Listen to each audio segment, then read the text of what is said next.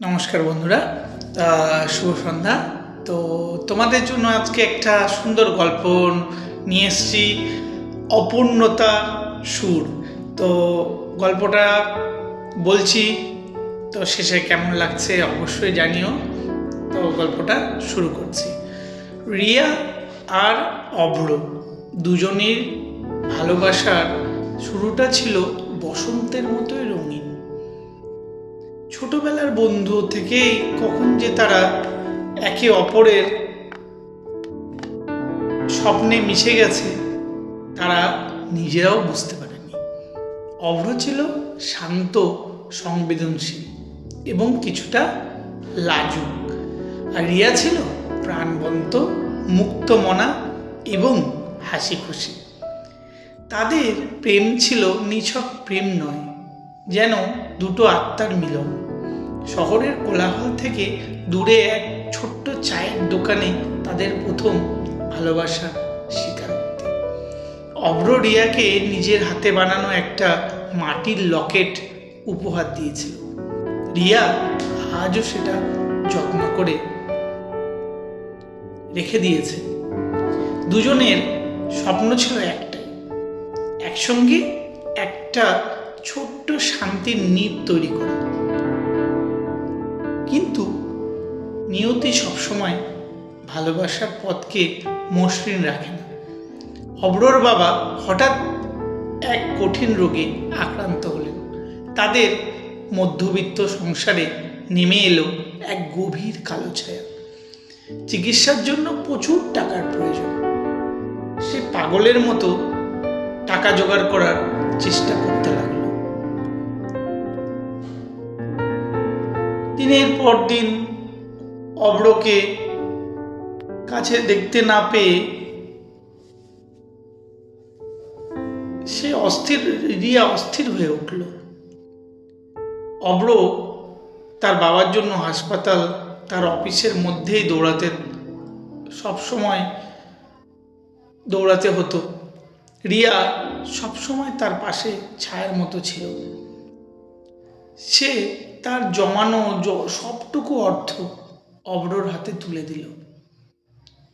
রিয়া অভ্রকে সাহস জোগাত, আমরা একসঙ্গে সব সামলে নেব। অভ্রর চোখে তখন ভবিষ্যতের ভয় আর বর্তমানের অসহায়তা। এক সন্ধ্যায় অভ্র রিয়াকে অপ্রত্যাশিতভাবে ডাকল।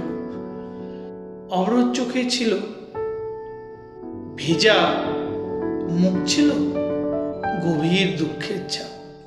রিয়া বুঝতে পারল কিছু একটা খারাপ খবর আসছে। অভ্র বলল, রিয়া, আমাকে বিদেশে যেতে হবে। রিয়া চমকে উঠল। অভ্র ব্যাখ্যা করল, তার এক দুঃসম্পর্কে ধনী কাকা তাকে বিদেশে একটা চাকরির অফার করেছে, কিন্তু এর বিনিময়ে তাকে সে কাকার মেয়েকে বিয়ে করতে হবে। রিয়া যেন বাকরুদ্ধ হয়ে গেল। তার পায়ের তলা থেকে মাটিটা সরে গেল। অভ্র জানালো, এই টাকার বিনিময়ে তার বাবার চিকিৎসা করা সম্ভব।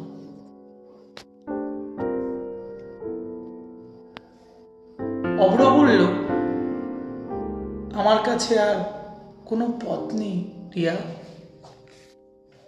আমার বাবা তোমার থেকেও বেশি অসহায়। রিয়া নীরবে অশ্রু বিসর্জন করল। সে চিৎকার করে কাঁদতে পারল না, শুধু পাথর হয়ে চেয়ে রইল। অভ্র আরও বলল, আমি তোমাকে ভুলে যাব না, কিন্তু আমি তোমায় অপেক্ষা করতে বলতে পারবো না। রিয়া কেবল মাথা নেড়ে সম্মতি জানালো।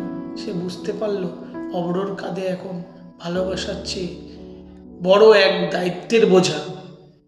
এটি কোনো বিশ্বাসঘাতকতা নয়, বরং চরম আত্মত্যাগ।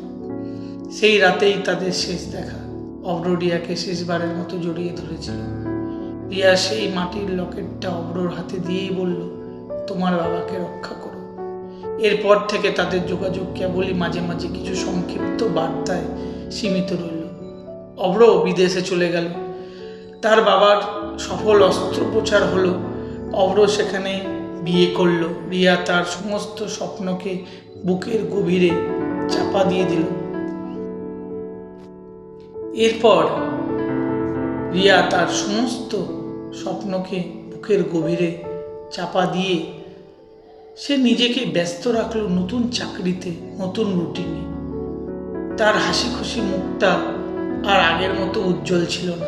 সবার সামনে সে স্বাভাবিক থাকার অভিনয় করত। বছরের পর বছর কেটে গেল। একদিন সোশ্যাল মিডিয়ায় রিয়ার চোখে পড়ল একটা ছবি। সেটি অভ্রর পোস্ট, তার পরিবারের ছবি। ছবিতে অভ্রর পাশে তার স্ত্রী এবং একটা ছোট্ট মেয়ে হাসছে। রিয়ার বুকটা মুহূর্তেই চিনচিন করে উঠল। সে দেখল অভ্র তার মেয়ের নাম রেখেছে রিয়ানা। অভ্র হয়তো তার নাম ধরে ডাকতে না পারলেও তার স্মৃতিকে বাঁচিয়ে রেখেছে। রিয়া নীরবে হাসল। এটিই তার অপূর্ণ প্রেমের একমাত্র প্রাপ্তি। এই গল্প হাজারো অপূর্ণ ভালোবাসার প্রতিচ্ছবি। থ্যাংক ইউ, ধন্যবাদ। কেমন লাগলো অবশ্যই জানিও। ভালোবাসার রং সবসময় লাল হয় না, কখনো কখনো তার গভীর বিষাদের ধূসর রঙও ধারণ করে। তো বন্ধুরা, অবশ্যই কমেন্টে জানিও কেমন লাগলো। অবশ্যই কিন্তু অপেক্ষায় রইলাম। টাটা বন্ধুরা।